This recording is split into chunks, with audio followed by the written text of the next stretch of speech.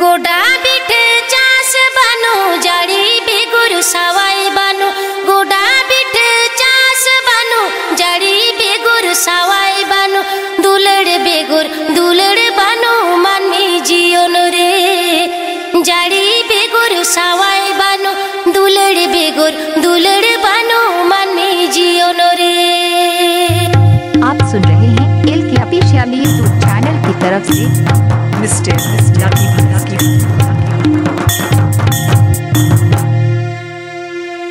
गोडा बिठे चास बानु जड़ी बेगुर सवाई बानु गोडा बिठे चास बानु जड़ी बेगुर सवाई बानु दुलड़ बानु मानमी जियोन रे जड़ी बेगुर सवाई बानु दुलड़ बानु मानमी जियोन रे।